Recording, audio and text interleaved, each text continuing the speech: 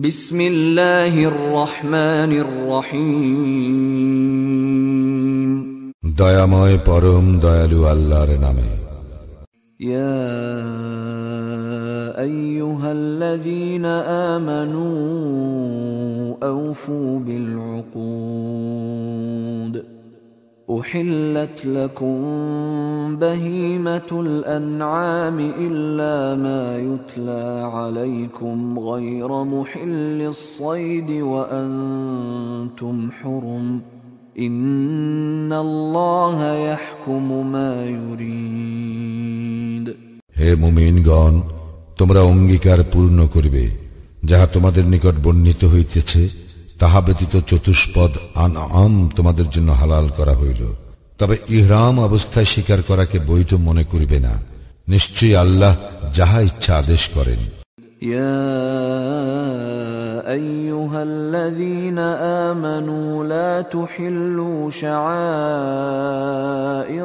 শাআইরাল্লাহ لا تحلوا شعائر الله ولا الشهر الحرام ولا الهدي ولا القلائد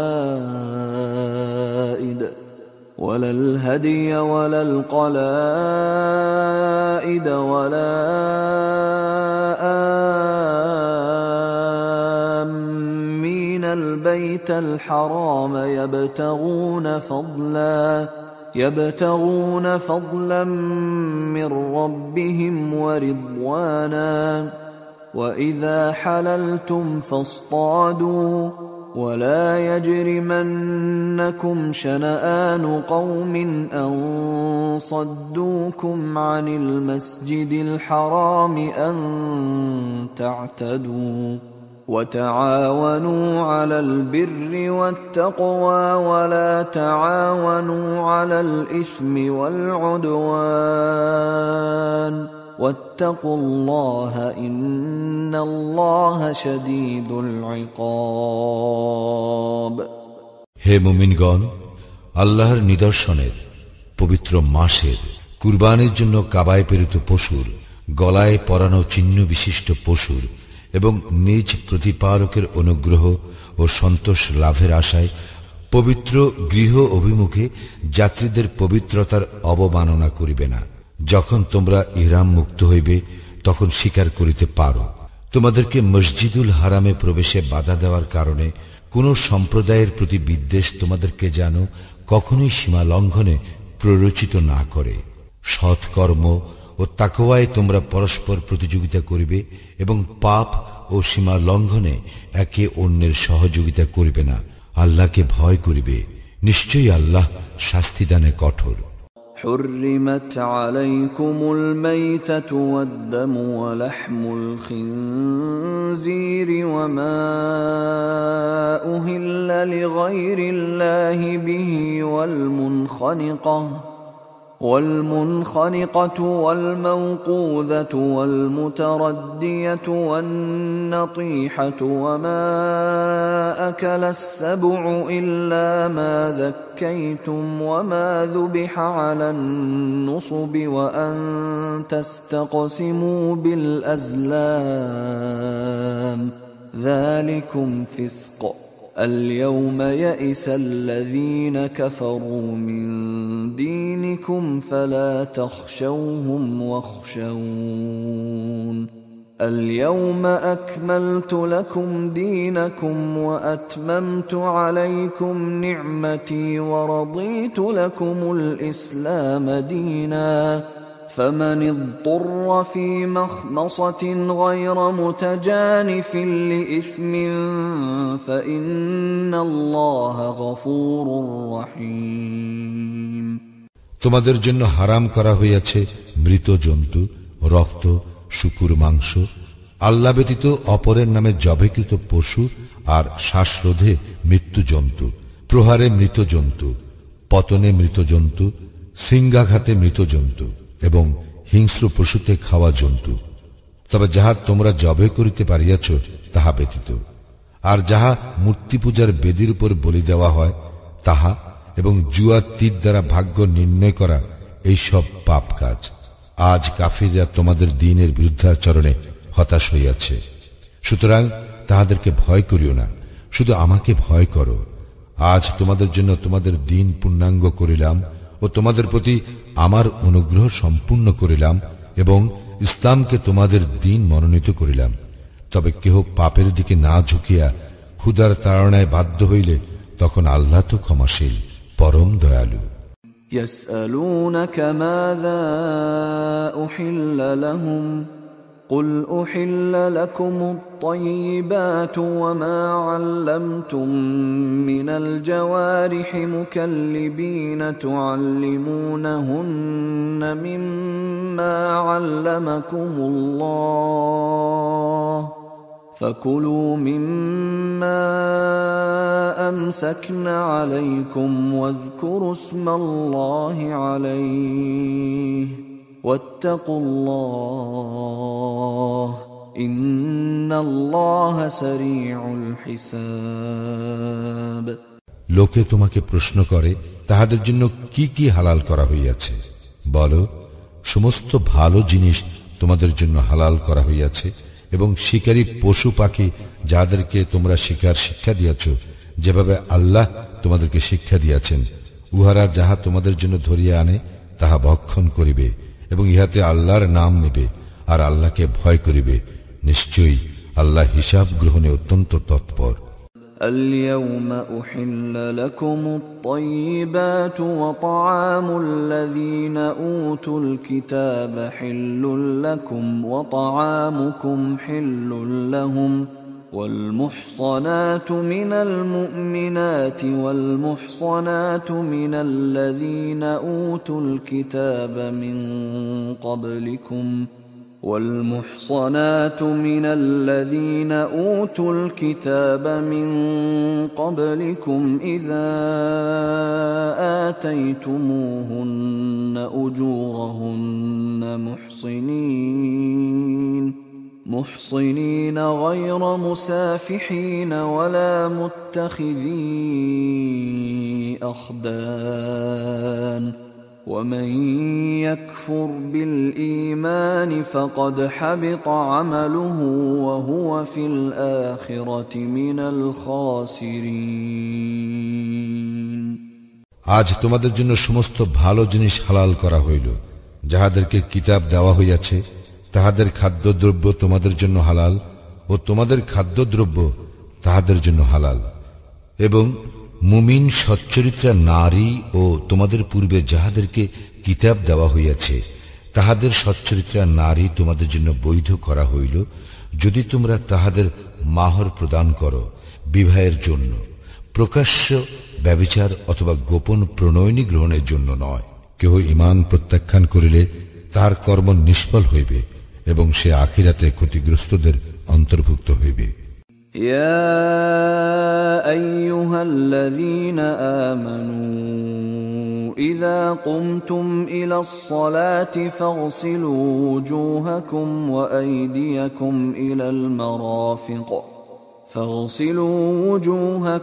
وأيديكم إلى المرافق وامسحوا برؤوسكم وأرجلكم إلى الكعبين وإن كنتم جنبا فاطهروا وإن كنتم مرضى أو على سفر أو جاء أحد منكم من الغائط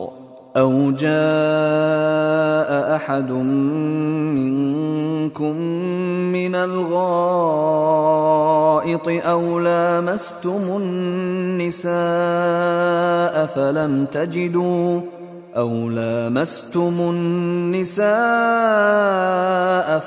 تجدوا ماء فتيمموا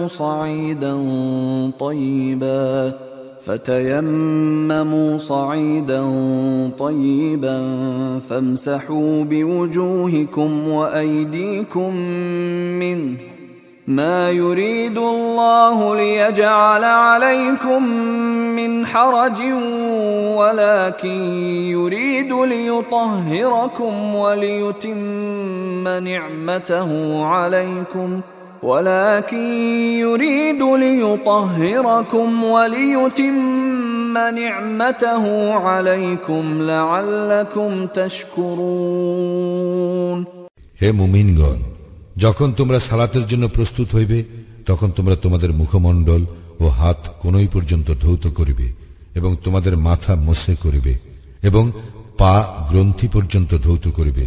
যদি তোমরা অপবিত্র থাকো তবে বিশেষভাবে পবিত্র হইবে।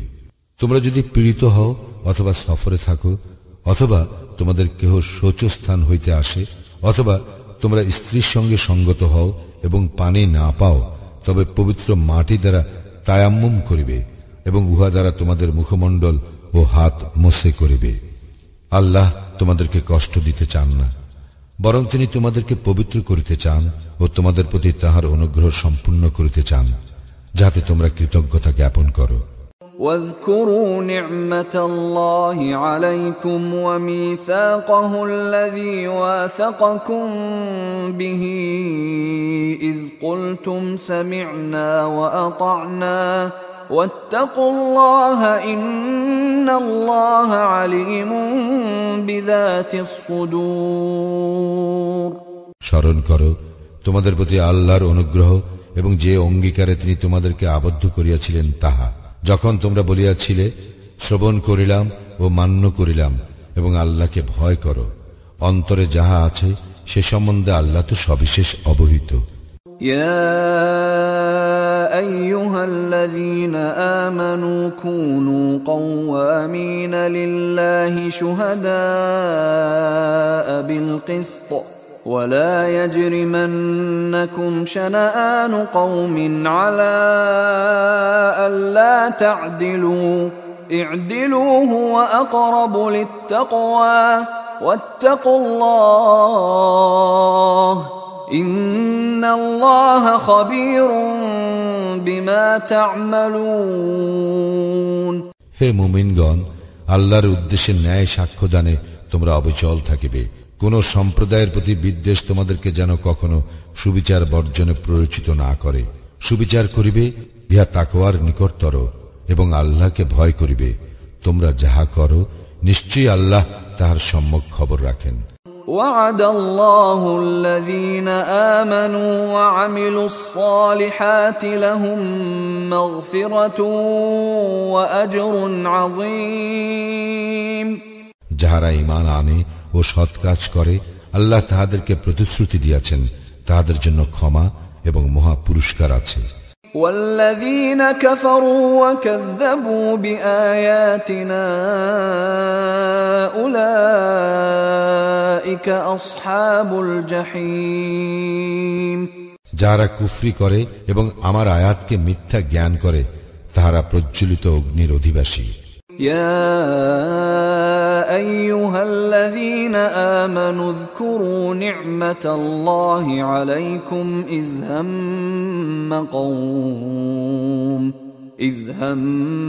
قوم أن يبسطوا إليكم أيديهم فكف أيديهم عنكم واتقوا الله وعلى الله فليتوكل المؤمنون হে মুমিনগণ, তোমাদের প্রতি আল্লাহর অনুগ্রহ স্মরণ করো, যখন এক সম্প্রদায় তোমাদের বিরুদ্ধে হস্ত উত্তোলন করিতে চাহিয়াছিল, তখন আল্লাহ তাহাদের হাত তোমাদের দিক হইতে নিবৃত্ত করিয়াছিলেন, এবং আল্লাহকে ভয় করো, আর আল্লাহরই প্রতি মুমিনগণ নির্ভর করুক।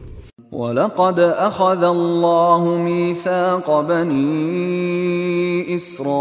إسرائيل وبعثنا منهم 12 نقيبا وقال الله إني معكم لئن أقمتم الصلاة وآتيتم الزكاة وآمنتم برسلي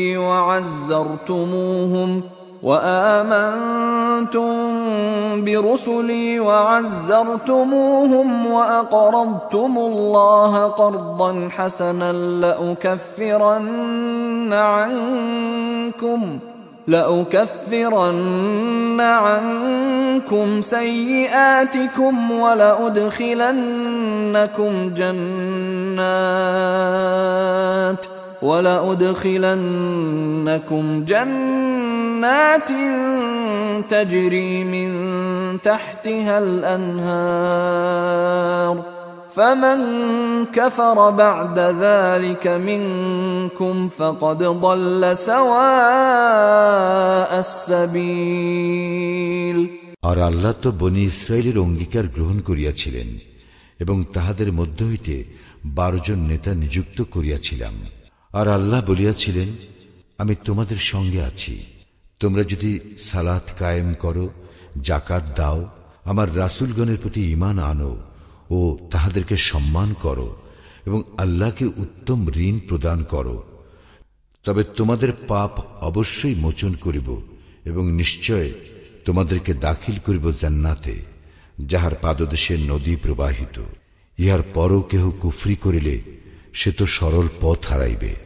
فبما نقضهم ميثاقهم لعناهم وجعلنا قلوبهم قاسية يحرفون الكلم عن مواضعه ونسوا حظا مما ذكروا به ولا تزال تطلع على خائنة منهم إلا قليلا منهم فاعف عنهم واصفح إن الله يحب المحسنين। তাহাদের অঙ্গীকার ভঙ্গের জন্য আমি তাহাদেরকে লানত করিয়াছি ও তাহাদের হৃদয় কঠিন করিয়াছি। তাহারা শব্দগুলির আসল অর্থ বিকৃত করে এবং তাহারা যাহা উপদিষ্ট হইয়াছিল উহার এক অংশ ভুলিয়া গিয়াছে।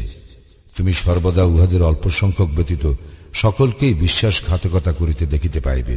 সুতরাং উহাদেরকে ক্ষমা করো ও উপেক্ষা করো, নিশ্চয়ই আল্লাহ সৎকর্মপরায়ণদেরকে ভালোবাসেন। ومن الذين قالوا إنا نصارى أخذنا ميثاقهم فنسوا حظا مما ذكروا به فأغرينا بينهم العداوة والبغضاء إلى يوم القيامة وسوف ينبئهم الله بما كانوا يصنعون। যাহারা বলে আমরা খ্রিস্টান, তাহাদেরও অঙ্গীকার গ্রহণ করিয়াছিলাম, কিন্তু তাহারা যাহা উপদিষ্ট হইয়াছিল তাহার এক অংশ ভুলিয়া গিয়াছে। সুতরাং আমি তাহাদের মধ্যে কিয়ামত পর্যন্ত স্থায়ী শত্রুতা ও বিদ্বেষ জাগরুক রাখিয়াছি। তাহারা যাহা করিত আল্লাহ তাহাদেরকে অচিরেই তাহা জানাইয়া দিবেন। يا أهل الكتاب قد جاءكم رسولنا يبين لكم كثيرا مما كنتم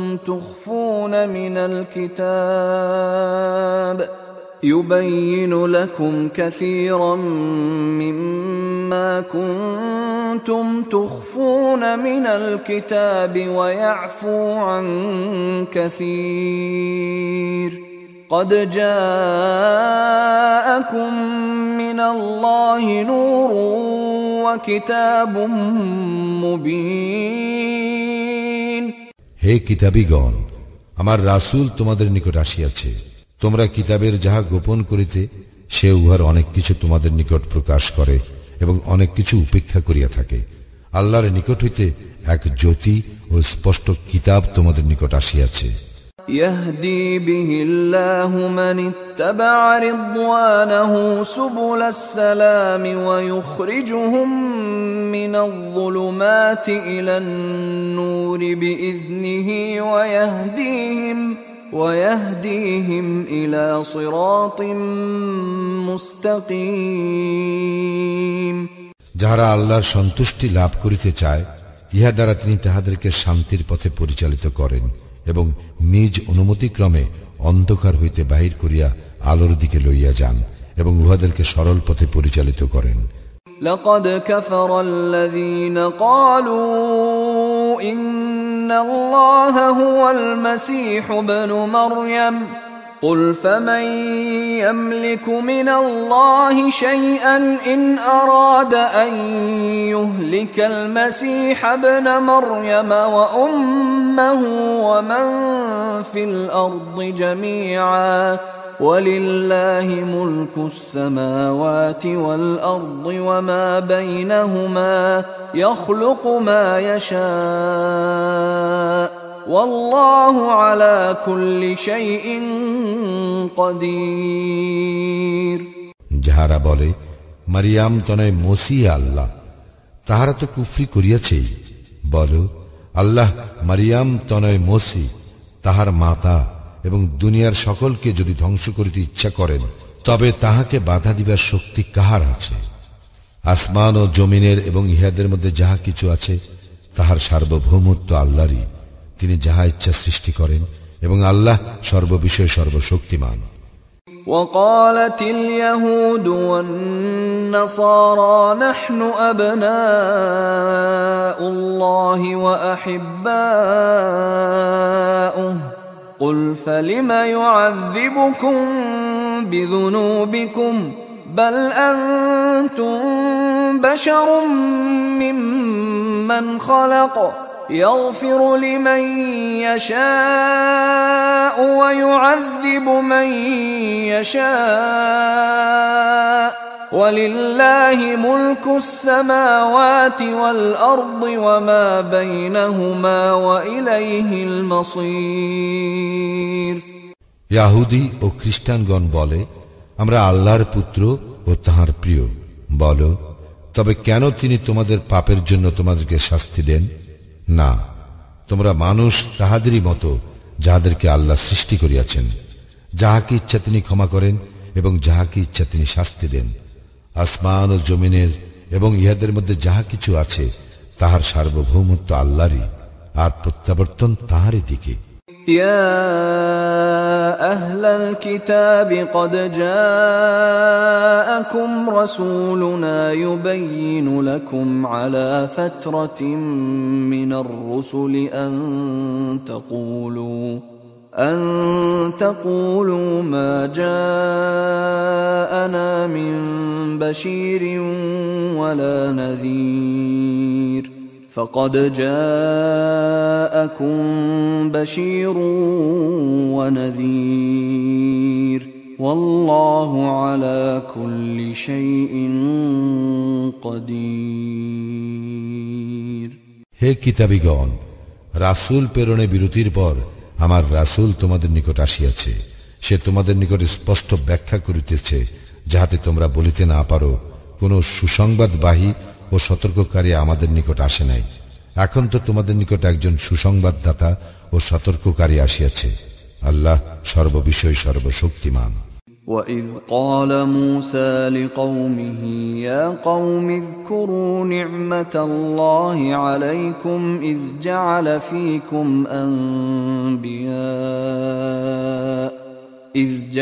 فِيكُمْ أَنْبِيَاءَ وَجَعَلَكُمْ مُلُوكًا وآتاكم ما لم يؤت أحدا من العالمين। স্মরণ করো যখন মূসা তাহার সম্প্রদায়কে বলিয়াছিল, হে আমার সম্প্রদায়, তোমরা তোমাদের প্রতি আল্লাহর অনুগ্রহ স্মরণ করো, যখন তিনি তোমাদের মধ্য হইতে নবী করিয়াছিলেন ও তোমাদেরকে রাজ্যাধিপতি করিয়াছিলেন এবং বিশ্ব জগতে কাহাকেও যাহা তিনি দেন নাই তাহা তোমাদেরকে দিয়াছিলেন। يا قوم ادخلوا الأرض المقدسة التي كتب الله لكم ولا ترتدوا على أدباركم فتنقلبوا خاسرين। হে আমার সম্প্রদায়, আল্লাহ তোমাদের জন্য যে পবিত্র ভূমি নির্দিষ্ট করিয়াছেন তাহাতে তোমরা প্রবেশ করো এবং পশ্চাৎ অপসরণ করিও না, করিলে তোমরা ক্ষতিগ্রস্ত হইয়া পড়িবে। قالوا يا موسى إن فيها قوما جبارين وإنا لن ندخلها وإنا لن ندخلها حتى يخرجوا منها فإن يخرجوا منها فإنا داخلون তাহারা বলিল, হে মূসা, সেখানে এক দুর্দান্ত সম্প্রদায় রহিয়াছে এবং তাহারা সেই স্থান হইতে বাহিরে না হওয়া পর্যন্ত আমরা কখনোই সেখানে কিছুতেই প্রবেশ করিব না। তাহারা সেই স্থান হইতে বাহির হইয়া গেলেই আমরা প্রবেশ করিব।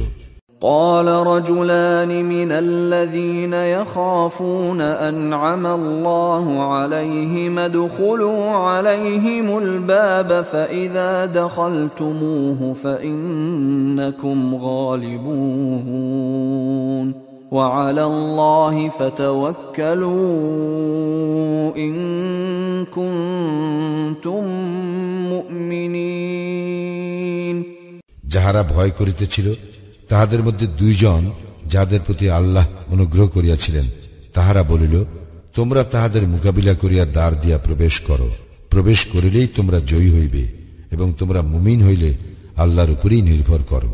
قالوا يا موسى إنا لن ندخلها أبدا ما داموا فيها فاذهب أنت وربك فقاتلا إنا هاهنا قاعدون তাহারা বলিল, হে মূসা, তাহারা যতদিন সেখানে থাকিবে ততদিন আমরা সেখানে প্রবেশ করিবই না। সুতরাং তুমি আর তোমার প্রতিপালক যাও এবং যুদ্ধ করো, আমরা এখানেই বসিয়া থাকিব। قال رب إني لا أملك إلا نفسي وأخي فافرق بيننا وبين القوم الفاسقين সে বলিল, হে আমার প্রতিপালক, আমার ও আমার ভ্রাতা ব্যতীত অপর কাহারও উপর আমার আধিপত্য নাই। সুতরাং তুমি আমাদের ও সত্যত্যাগী সম্প্রদায়ের মধ্যে ফয়সালা করিয়া দাও। قال فإنها محرمة عليهم 40 سنة يتيهون في الأرض فلا تأس على القوم الفاسقين আল্লাহ বলিলেন, তবে ইহা 40 বৎসর তাহাদের জন্য নিষিদ্ধ রহিল, তাহারা পৃথিবীতে উদ্ভ্রান্ত হইয়া ঘুরিয়া বেড়াইবে। সুতরাং তুমি সত্যত্যাগী সম্প্রদায়ের জন্য দুঃখ করিও না। واتل عليهم نبأ ابني آدم بالحق إذ قربا قربانا فتقبل من أحدهما ولم يتقبل من الآخر قال لأقتلنك قال إنما يتقبل الله من المتقين আদমের দুই পুত্রের বৃত্তান্ত তুমি তাহাদেরকে যথাযথভাবে শোনাও। যখন তারা উভয়ে কুরবানি করিয়াছিল তখন একজনের কুরবানি কবুল হইল এবং অন্যজনের কবুল হইল না। সে বলিল, আমি তোমাকে হত্যা করিবই। অপরজন বলিল, অবশ্যই আল্লাহ মুত্তাকীদের কুরবানি কবুল করেন। لئن بسطت إلي يدك لتقتلني ما أنا بباسط يدي إليك لأقتلك إني أخاف الله رب العالمين আমাকে হত্যা করার জন্য তুমি হাত তুলিলেও তোমাকে হত্যা করার জন্য আমি হাত তুলিব না। আমি তো জগৎ সমূহের প্রতিপালক আল্লাহকে ভয় করি। إني أريد أن تبوء بإثمي وإثمك فتكون من أصحاب النار وذلك جزاء الظالمين তুমি আমার ও তোমার পাপের ভার বহন করো এবং দোজখবাসী হও, ইহাই আমি চাই এবং ইহা জালিমদের কর্মফল। فطوعت له نفسه قتل أخيه فقتله فأصبح من الخاسرين অতঃপর তাহার চিত্ত ভাতৃহত্যায় তাহাকে উত্তেজিত করিল, ফলে সে তাহাকে হত্যা করিল, তাই সে ক্ষতিগ্রস্তদের অন্তর্ভুক্ত হইল। فبعث الله غرابا يبحث في الأرض ليريه كيف يواري سوءة أخيه قال يا ويلتى أعجزت أن أكون مثل هذا الغراب فأواري سوءة أخي فأصبح من النادمين. অতঃপর আল্লাহ একটি কাক পাঠাইলেন যে তাহার ভ্রাতার শব্দ কিভাবে গোপন করা যায় তা দেখাইবার জন্য মাটি খনন করিতে লাগিল। সে বলিল, হায়, আমি কি এই কাকের মতো হইতে পারিলাম না, যাহাতে আমার ভ্রাতার শব্দ গোপন করিতে পারি? অতঃপর সে অনুতপ্ত হইল। من أجل ذلك كتبنا على بني إسرائيل أنه من قتل نفسا بغير نفس أو فساد في الأرض فكأنما قتل الناس جميعا ومن أحياها فكأنما أحيا الناس جميعا ولقد جاءتهم رسلنا بالبينات ثم إن كثيرا منهم بعد ذلك في الأرض لمسرفون. এই কারণেই বনী ইসরায়েলের প্রতি বিধান দিলাম যে নর হত্যা অথবা দুনিয়ায় ধ্বংসাত্মক কাজ করা হেতু ব্যতীত কেহ কাহাকে হত্যা করিলে সে যেন দুনিয়ার সকল মানুষকে হত্যা করিল, আর কেহ কাহারও প্রাণ রক্ষা করিলে সে যেন সকল মানুষের প্রাণ রক্ষা করিল। তাহাদের নিকট তো আমার রাসূলগণ স্পষ্ট প্রমাণ আনিয়াছিল, কিন্তু ইহার পরও তাহাদের অনেকে দুনিয়ায় সীমা লঙ্ঘনকারী রহিয়া গেল।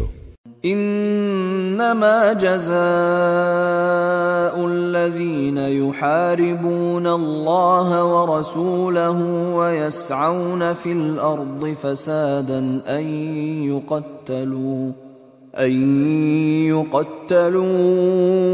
أو يصلبوا أو تقطع أيديهم وأرجلهم من خلاف أو ينفوا من الأرض ذلك لهم خزي في الدنيا ولهم في الآخرة عذاب عظيم.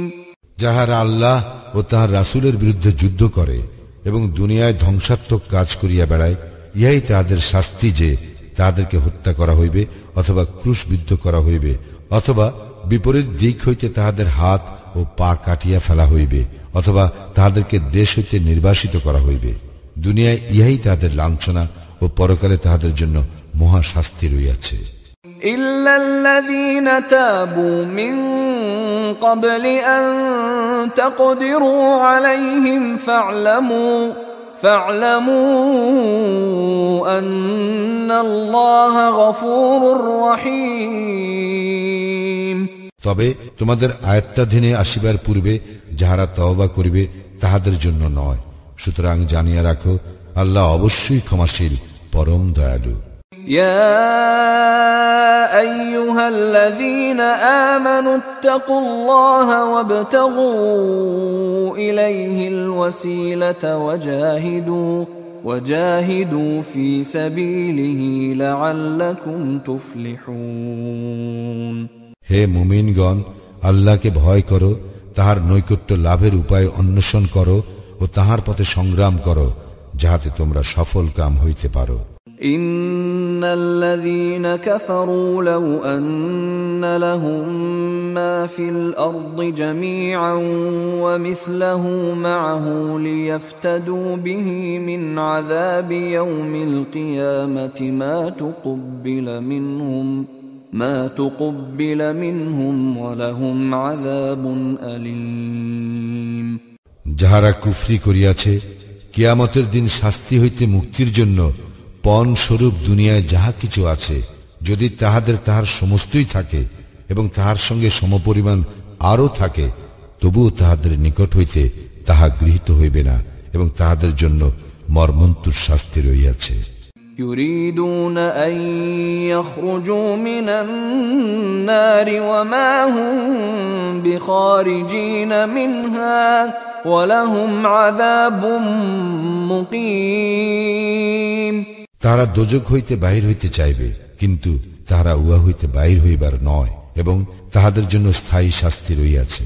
والسارق والسارقة فاقطعوا أيديهما جزاء بما كسبا نكالا من الله والله عزيز حكيم পুরুষ চোর এবং নারী চোর, তাহাদের হস্তচ্ছেদন করো, ইহা তাহাদের কৃতকর্মের ফল, এবং আল্লাহর পক্ষ হইতে দৃষ্টান্তমূলক দণ্ড। আল্লাহ পরাক্রমশালী, প্রজ্ঞাময়।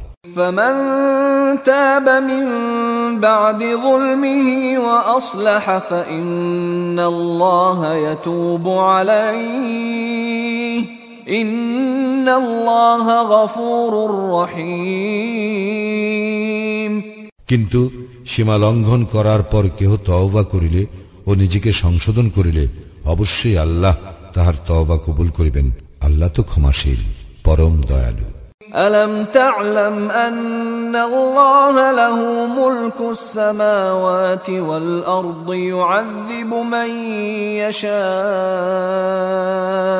يعذب من يشاء ويغفر لمن يشاء والله على كل شيء قدير তুমি কি জানো না, আসমান ও জমিনের সার্বভৌমত্ব আল্লাহরই।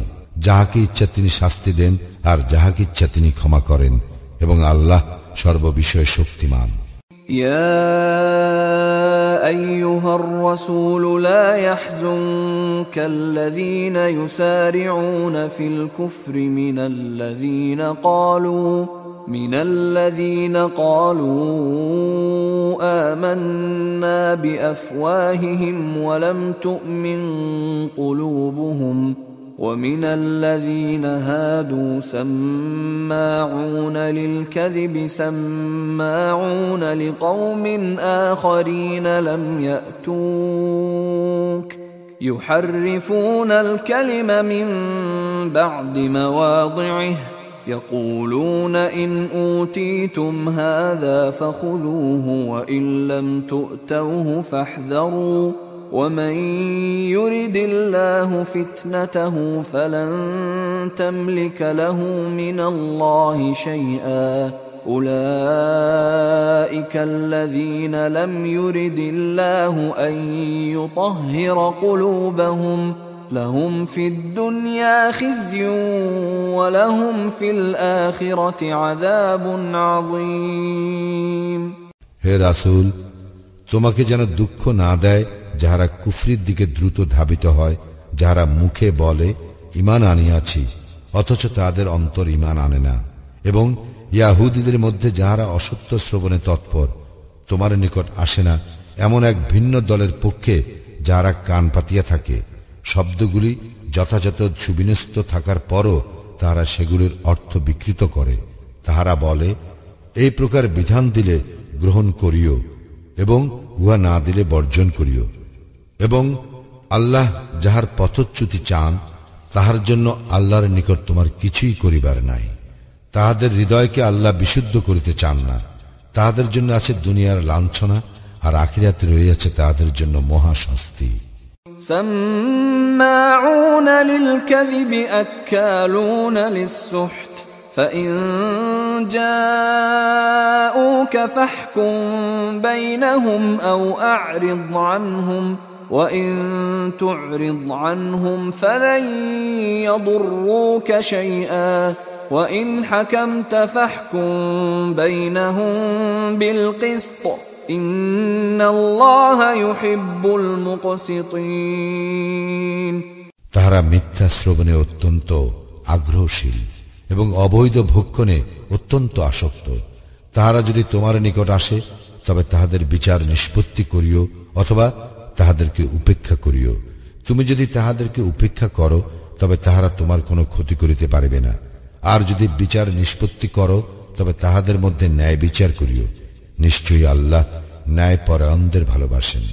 وكيف يحكمونك وعندهم التوراة فيها حكم الله ثم يتولون من بعد ذلك وما أولئك بالمؤمنين তাহারা তোমার উপর কিরূপে বিচারভার ন্যস্ত করিবে, অথচ তাহাদের নিকট রহিয়াছে তাওরাত, যাহাতে আল্লাহর আদেশ আছে।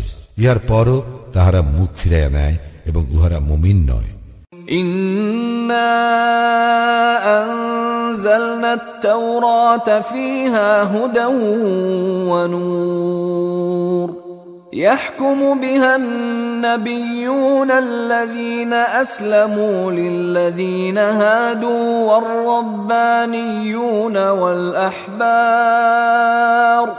والربانيون والأحبار بما استحفظوا من كتاب الله وكانوا عليه شهداء فلا تخشوا الناس واخشوني ولا تشتروا بآياتي ثمنا قليلا ومن لم يحكم بما أنزل الله فأولئك هم الكافرون নিশ্চয়ই আমি তাওরাত অবতীর্ণ করিয়াছিলাম, উহাতে ছিল পথ নির্দেশ ও আলো। নবীগণ যারা আল্লাহর অনুগত ছিল তারা ইহুদীদেরকে তদনুসারে বিধান দিত, আরো বিধান দিত রাব্বানীগণ এবং বিদ্বানগণ, কারণ তাহাদেরকে আল্লাহর কিতাবের রক্ষক করা হইয়াছিল এবং তাহারা ছিল উহার সাক্ষী। সুতরাং মানুষকে ভয় করিও না, আমাকেই ভয় করো এবং আমার আয়াতসমূহ তুচ্ছ মূল্যে বিক্রয় করিও না। আল্লাহ যাহা অবতীর্ণ করিয়াছেন তদ অনুসারে যাহারা বিধান দেয় না তাহারাই কাফির। وكتبنا عليهم فيها أن النفس بالنفس والعين بالعين والأنف بالأنف والأذن بالأذن والسن بالسن والجروح قصاص فمن تصدق به فهو كفارة له ومن لم يحكم بما أنزل الله فأولئك هم الظالمون আমি তাহাদের জন্য উহাতে বিধান দিয়াছিলাম, প্রাণের বদলে প্রাণ, চোখের বদলে চোখ, নাকের বদলে নাক, কানের বদলে কান, দাঁতের বদলে দাঁত এবং জখমের বদলে অনুরূপ জখম। অতঃপর কেহ উহা ক্ষমা করিলে উহাতে তাহারই পাপ মোচন হইবে। আল্লাহ যাহা অবতীর্ণ করিয়াছেন তদ অনুসারে যাহারা বিধান দেয় না তাহারাই জালিম। وقفينا على آثارهم بعيسى ابن مريم مصدقا لما بين يديه من التوراة وآتيناه الإنجيل فيه هدى ونور ومصدقا لما بين يديه من التوراة وهدى وموعظة للمتقين মারিয়াম তনয় ঈসাকে তাহার পূর্বে অবতীর্ণ তাওরাতের প্রত্যয়নকারী রূপে উহাদের পশ্চাতে প্রেরণ করিয়াছিলাম এবং তাহার পূর্বে অবতীর্ণ তাওরাতের প্রত্যয়নকারী রূপে এবং মুত্তাকীদের জন্য পথ নির্দেশ ও উপদেশ রূপে তাহাকে ইনজিল দিয়াছিলেন। উহাতে ছিল পথ নির্দেশ ও আলো। وَلْيَحْكُمْ أَهْلُ الْإِنْجِيلِ بِمَا أَنزَلَ اللَّهُ فِيهِ وَمَنْ لَمْ يَحْكُمْ بِمَا أَنزَلَ اللَّهُ فَأُولَئِكَ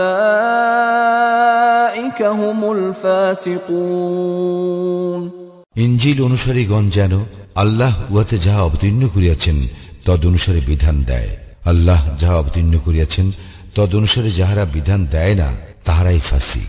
وَأَنزَلْنَا إِلَيْكَ الْكِتَابَ بِالْحَقِّ مُصَدِّقًا لِمَا بَيْنَ يَدَيْهِ مِنَ الْكِتَابِ وَمُهَيْمِنًا عَلَيْهِ فاحكم بينهم بما أنزل أنزل الله ولا تتبع أهواءهم عما جاءك من الحق لكل جعلنا منكم شرعة ومنهاجا ولو شاء الله لجعلكم أمة واحدة ولكن ليبلوكم فيما آتاكم فاستبقوا الخيرات إلى الله مرجعكم جميعا فينبئكم بما كنتم فيه تختلفون আমি তোমার প্রতি সত্য সহ কিতাব অবতীর্ণ করিয়াছি, ইহার পূর্বে অবতীর্ণ কিতাবের প্রত্যয়নকারী ও সংরক্ষক রূপে। সুতরাং আল্লাহ যাহা অবতীর্ণ করিয়াছেন তদ অনুসারে তুমি তাহাদের বিচার নিষ্পত্তি করিও, এবং যে সত্য তোমার নিকট আসিয়াছে তাহা ত্যাগ করিয়া তাহাদের খেয়াল খুশির অনুসরণ করিও না। তোমাদের প্রত্যেকের জন্য শরিয়াত ও স্পষ্ট পথ নির্ধারণ করিয়াছি। ইচ্ছা করিলে আল্লাহ তোমাদেরকে এক জাতি করিতে পারিতেন, কিন্তু তিনি তোমাদেরকে যাহা দিয়াছেন তদ্বারা তোমাদেরকে পরীক্ষা করিতে চান। সুতরাং সৎকর্মে তোমরা প্রতিযোগিতা করো, আল্লাহর দিকেই তোমাদের সকলের প্রত্যাবর্তন। অতঃপর তোমরা যে বিষয়ে মতভেদ করিতেছিলে সে সম্বন্ধে তিনি তোমাদেরকে অবহিত করিবেন। وأنحكم بينهم بما أنزل الله ولا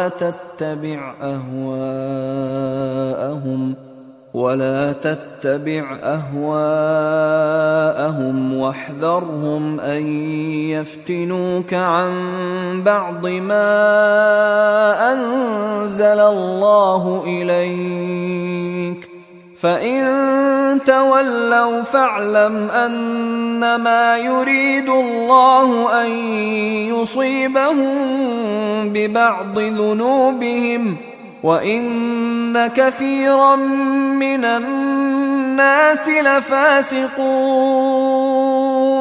কিতাব অবতীর্ণ করিয়াছি যাহাতে তুমি আল্লাহ যাহা অবতীর্ণ করিয়াছেন তদ অনুযায়ী তাহাদের বিচার নিষ্পত্তি করো, তাহাদের খেয়াল খুশির অনুসরণ না করো, এবং তাহাদের সম্বন্ধে সতর্ক হও, যাহাতে আল্লাহ যাহা তোমার প্রতি অবতীর্ণ করিয়াছেন উহারা তাহার কিছু হইতে তোমাকে বিচ্যুত না করে।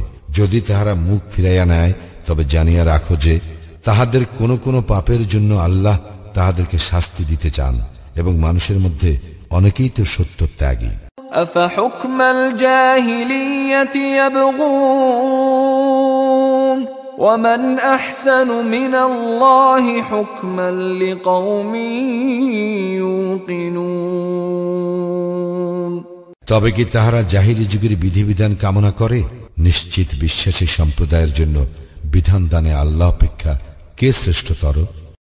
يا أيها الذين آمنوا لا تتخذوا اليهود والنصارى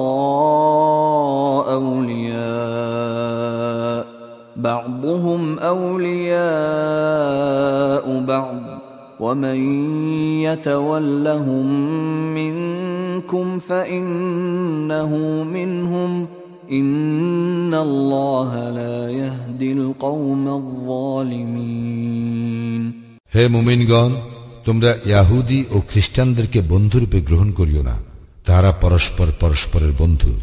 তোমাদের মধ্যে কেহ তাহাদেরকে বন্ধুরূপে গ্রহণ করিলে সে তাহাদেরই একজন হইবে। নিশ্চয়ই আল্লাহ জালিম সম্প্রদায়কে সৎপথে পরিচালিত করেন না। فترى الذين في قلوبهم مرض يسارعون فيهم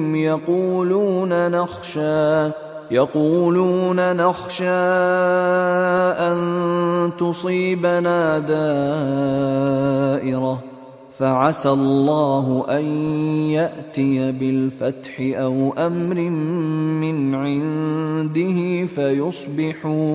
فيصبحوا على ما أسروا في أنفسهم نادمين এবং যাহাদের অন্তঃকরণে ব্যাধি রহিয়াছে তুমি তাহাদেরকে সত্তর তাহাদের সঙ্গে মিলিত হইতে দেখিবে, এই বলিয়া আমাদের আশঙ্কা হয় আমাদের ভাগ্য বিপর্যয় ঘটিবে।